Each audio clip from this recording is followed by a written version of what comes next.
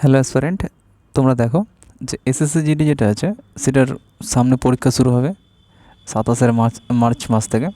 আর 4 দিন আছে পরীক্ষায়, 27, 28 থেকে মে মাসের 27শে এপ্রিল থেকে তোমার মে মাসের 30 তারিখ অবধি পরীক্ষাটা হবে, মানে 1 মাস 3-4 দিনের মতো হবে। তো এবার আমি যদি বলি, তো সেট 10টা মতো আমি করেছি। 10টার মতো প্রথমের সেটগুলো 1, 2, 3 ইজি হবে, তারপরে একটু কঠিন হবে, তারপরে আরেকটু কঠিন হবে। তো প্রথমগুলো তুমি দেখে নাও যে জিডি সেট শুধুমাত্র জিডির জন্য ভেবো না, তোমরা যেসব পরীক্ষাগুলো দিচ্ছ এরকম অঙ্ক কিছু থাকে, ঠিক আছে? জিডির জন্য একটু সহজ হয় তুলনামূলক অন্যান্য পরীক্ষার থেকে, তো একটু ধ্যান রাখবে। প্রথম অঙ্ক বলছে 375কে কোন ক্ষুদ্রতম সংখ্যা দিয়ে ভাগ করলে ভাগশেষ শূন্য হবে। এবার আমি যদি দেখি 375কে যদি আমি 3 দিয়ে ভাগ পাঠাই তাহলেও ভাগ মিলে যাচ্ছে, তাহলে ভাগ মিলে 5 দিয়ে পাঠালেও ভাগ মিলে যাচ্ছে। 5 35, 5 5 7 35, 2 25, 5 হচ্ছে 25। 15 দিয়ে 15 2 30, 7 5 15 75, ঠিক আছে? তারপর 25 দিয়ে 25 2 25, 25কে 25, 12 125, 5। তো এবার যদি আমি জিজ্ঞেস করি, তো এটা তো সব মিলে আছে, তাহলে কোনটা? বলছে ক্ষুদ্রতম সংখ্যা। তাহলে ক্ষুদ্রতম সংখ্যা কত? 3। তো 3 দিয়ে যদি আমি প্রথমে পাঠাই তাহলে আমি বলবো, তো 3 দিয়ে যদি আমি ভাগ পাঠাই 375কে, তাহলে ভাগশেষ 0 থাকবে। তা দেখে নাও একবার করে যে 375কে 3 দিয়ে ভাগ পাঠালে 3 1 3, এদিকে 7 নামলো, 3 2 6, 3 2 6, 1 15, 3 5 15। তাহলে এরপরে যেটা থাকছে ভাগশেষ তো কিছু থাকছে না, তার মানে ভাগশেষ হচ্ছে 0। তো এটা হচ্ছে ভাগ, ফল চাইনি, চেয়েছে কত দিয়ে ভাগ করলে, আমি বললাম 3 দিয়ে। তারপরে সেকেন্ড কোশ্চেনটা কী আছে? সেকেন্ড কোশ্চেন হচ্ছে দুটি সংখ্যার লসাগু, গসাগু 12, লসাগু হচ্ছে 180। তো একটি সংখ্যা 36 হলে অন্যটি কত? আমরা জানি লসাগু গসাগু লেসন যখন করা হয়েছে তখন একটা সূত্র, বেসিক সূত্র শেখানো হয়েছিল। দুটি সংখ্যার ক্ষেত্রে এটা সূত্রটা কাজে লাগে। দুটি সংখ্যার লসাগু গুণিত গসাগু, গসাগু গুণিত লসাগু সমান হচ্ছে সংখ্যা দুটির গুণফল, সংখ্যা দুটির গুণফল, ঠিক আছে? সংখ্যা দুটির গুণফল। তাই আমি বলতে পারি তাহলে কি গসাগু কত? এখানে গসাগু হচ্ছে 12, লসাগু কত? 180। সংখ্যা দুটি বলতে কী কী? একটা সংখ্যা বলেছে, একটা বলেনি। তাহলে 36 আর একটা হচ্ছে এক্স ধরে নিলাম। তাহলে 5 36 হচ্ছে 180, 5। তাহলে এক্সের মান কত? 5 গুণিত 12 সমান হচ্ছে 60। তাহলে অপর সংখ্যাটি কত? 60। তারপরের সংখ্যাটি কী বলেছে? একটি সংখ্যার 20% 60 হলে সংখ্যাটি কত? সিম্পল ব্যাপার। একটি সংখ্যার 20% 60 হলে সংখ্যাটি কত? 3 20 60। তাহলে এক্স ওয়ান কত? যেটা নিচে আছে সেটা ওই পারে গুণ হয়ে যায়। তাহলে 100, 3 গুণিত 100 সমান হচ্ছে 300। তাহলে সংখ্যাটি কত? 300। তারপরে যদি জিজ্ঞেস করা হয় যে একটি জিনিস 500 টাকায় কিনে 20% লাভে বিক্রি করলে বিক্রয় মূল্য কত? 20% লাভের অর্থ কী? 20% লাভের অর্থ হচ্ছে যখন ক্রয় মূল্য মানে কস্ট প্রাইস 100 টাকা হবে, তখন সেলিং প্রাইস মানে বিক্রয় মূল্য হবে 125 টাকা। তো 1 টাকা যখন ক্রয় মূল্য হবে, বিক্রয় মূল্য হবে 125/100। আর ক্রয় মূল্য যখন 500 টাকা, তো গুণিত 500। তাহলে 5 গুণিত 100, 500। তো 5 বারং 60, 5 5 25, 625। তার বিক্রয় মূল্য কত হবে? 625 টাকা। না সরি, এখানে তো 500 আছে, 20% লাভ বলেছে, 25% আমি বলছি, সেজন্য ক্ষমা প্রার্থী। 20% হলে 5 20 60, মানে 5 বারং 60 মেন কথা, 600 টাকা। তাহলে কত হচ্ছে? বিক্রয় মূল্যে কত টাকা বিক্রি করবে? সেলিং প্রাইস হচ্ছে 600 টাকা। তারপরে এখানে কী বলেছে? 1000 টাকার ওপর 2 বছরে 10% হারে সরল সুদ কত? সরল সুদ চ্যাপ্টারে আমি যখন করেছি তখন বলেছি সরল সুদ হচ্ছে সমান আসল গুণিত টি, মানে সময় গুণিত R/100। মানে আই সমান মানে সুদ, পি সমান হচ্ছে মূলধন হচ্ছে 1000 টাকা, টি সমান হচ্ছে 2 বছর, আর সমান হচ্ছে 10%, বাই হচ্ছে 100 টাকা।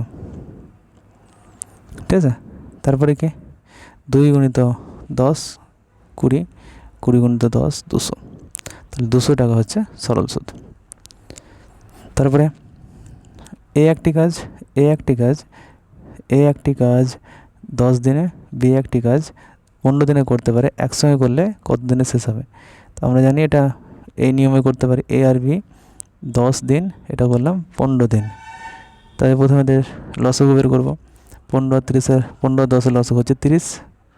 তো এদের কর্মক্ষমতা বের করবো, যে 30 ইউনিট কাজ 10 দিনে যদি করে তাহলে একদিনে কত ইউনিট কাজ করবে? 3 ইউনিট। এদের বিয়ের কর্মক্ষমতা একদিনে 2 ইউনিট কাজ করবে। তো একসঙ্গে কাজ করে তাহলে একদিনে ওরা 5 ইউনিট কাজ করতে পারবে। তাহলে 5 ইউনিট কাজ করলে 5 6 30, তাহলে 6 দিনে শেষ করবে, 6 দিনে শেষ করবে। তারপরে কি বলেছে, একটি গাড়ি 60 কিমি পার ঘন্টা গতি পেয়ে গেলে 2 ঘন্টায় কত দূরত্ব অতিক্রম করবে? 60 কিমি পার, এটা আমি গতিবেগ, এর অর্থ কি? 60 কিমি পার ঘন্টার মানে হচ্ছে 60 কিমি যাবে 1 ঘন্টায়। তাহলে 1 ঘন্টায় যদি 60 কিমি যায় তাহলে 2 ঘন্টা কত যাবে? 60 গুণিত 2, তাহলে হচ্ছে 120 কিমি, 120 কিমি। তারপরে একটি বর্গক্ষেত্রের বাহু হচ্ছে 10 সেমি, ক্ষেত্রফল কত? বর্গক্ষেত্রের বাহু যদি বলা থাকে, ক্ষেত্রফলের সূত্র কি? ক্ষেত্রফলের সূত্র হচ্ছে বাহু স্কোয়ার, বাহু সমান 10, তো 10-এর স্কোয়ার সমান কত? 100। এখানে সেমি স্কোয়ার, বর্গ সেমি বা সেমি স্কোয়ার, বুঝতে পেরেছ? তারপরে কি, একটি ত্রিভুজের 3টি বাহু হচ্ছে 3 4 5, হলে কি ধরনের চিহ্ন? যেগুলো বাহু দিয়ে দেখাও, এখানে সমদ্বিবাহু, দ্বিবাহু দুটো বাহু সমান কি 3 4 5, তিনটে আলাদা।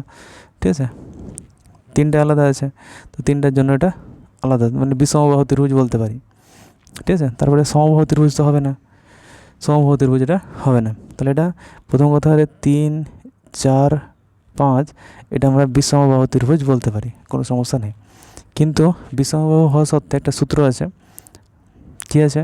যদি বড় বাহুটার স্কোয়ার ছোট দুটো বাহুর স্কোয়ারের সমান হয়, মানে 5 5 6 25, এটা হচ্ছে 3 3 9, এটা হচ্ছে 16, 16 আর 9 25, এটা যদি হয় তাহলে এটা বলবো এটা সমকোণী ত্রিভুজের উদাহরণ।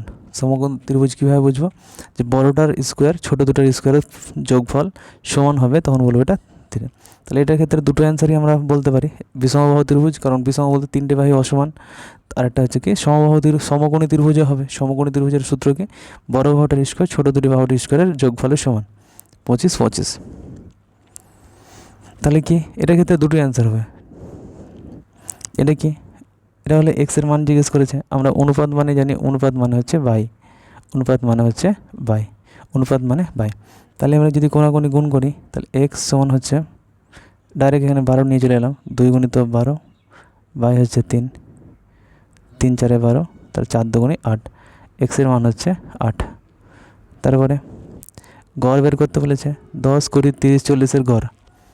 দেখো সবই তো শূন্য আছে, 0 0 0 0 0, 4 আর 3 7, 7 7 2 9 1 10 10, তাহলে 4টা সংখ্যা আছে, 1টা 2টা 3টা 4টা, তাহলে 4 দিয়ে ভাগ, 4 25 100, তাহলে হচ্ছে 25 হচ্ছে গড়।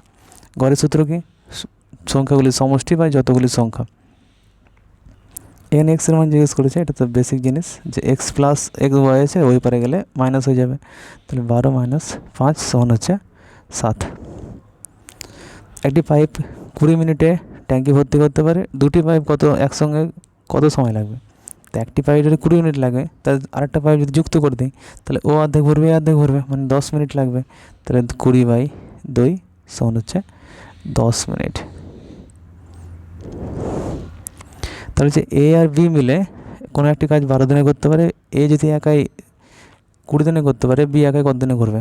তাহলে করো এটা, যে এ আর বি যদি 20 দিনে করতে পারে, না সরি 12 দিনে করতে পারে, যদি এ একাই সেটা 20 দিনে করে, তাহলে এদের একটা লসগু বের করো, 12 আর 20 60। তাহলে এ আর বি একসঙ্গে 12 দিনে কাজ করতে পারে 60 ইউনিট কাজ, তাহলে একদিনে কত করবে? তাহলে বলবো 5 ইউনিট কাজ। এ কত দিনে করবে? এ একদিনে করবে 3 ইউনিট কাজ। তাহলে এ বি মিলে কত ইউনিট কাজ করছে একদিনে? 5 ইউনিট। এ একাই 3 ইউনিট, তাহলে বাকি থাকলে কত? 5 থেকে 3 বাদ, 5 থেকে 3 বাদ দিলে 2 ইউনিট। তাহলে বি একাই 2 ইউনিট কাজ করে।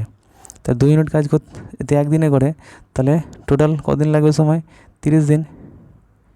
তাহলে 30 দিন সময় লাগবে কার? বি এর। একটি সংখ্যাকে 25% বাড়ালে 100 হয়, মূল সংখ্যাটি কত?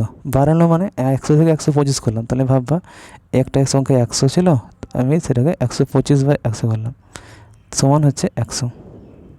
তো এবার আমি যদি কাটাকাটি করি, এটা 4 5, তাহলে x সমান ওই পারে গেলে কী হবে?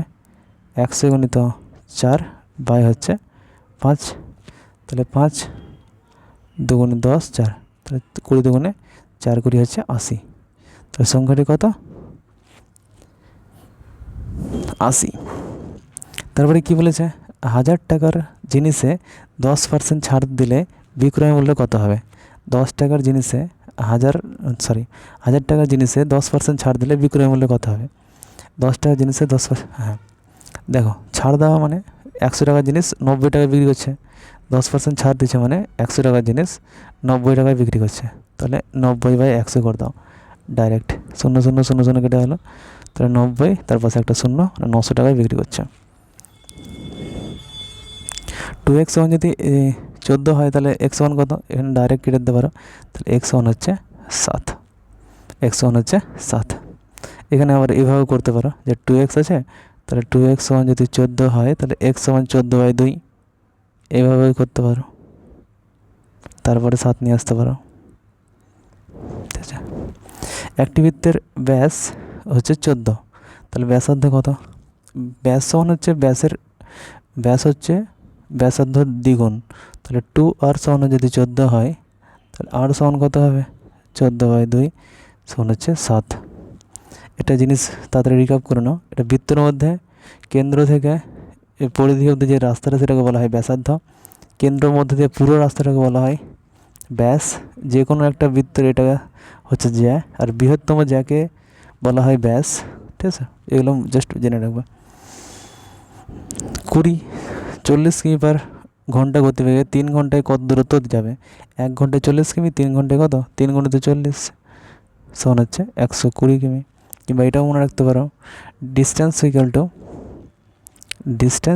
মানে ডিস্টেন্স সমান হচ্ছে স্পিড ইন্টু টাইম, সময় গুণিত টাইম, গতিবেগ গুণিত সময়, দূরত্ব সমান। এটা বাই লেখা আছে, এটা অন্য কিছু নয়। 3/4 ইকুয়াল টু x/16, তাহলে সমান কত? তাহলে x সমান হচ্ছে 3, এটা 16 ছিল নিচে, সেটা উপরে চলে গেল, 4 নিচে ছিল, নিচে থেকে গেল 4, তাহলে 3 4 12, তাহলে x সমান কত? x সমান হচ্ছে 12। তো আজকে ছিল এতটাই, যেটা তোমরা আপকামিং যে প্র্যাকটিস সেট আছে সে সিরিজে তোমরা দেখতে পাবা। প্র্যাকটিস সেট করতে থাকো, পরীক্ষার আগে প্র্যাকটিস সেটাই তোমার কাজে দেবে বিশালভাবে। যদি কোনো কিছু দরকার থাকে কমেন্টে জানাবে, আমি সেটা ব্যবস্থা করার চেষ্টা করব। আর হ্যাঁ, এটা সিআরপিএফ সামনে পরীক্ষা আসছে, সিআরপিএফের জন্য কার্যকরী, সিআরপিএফ ট্রেডসম্যান।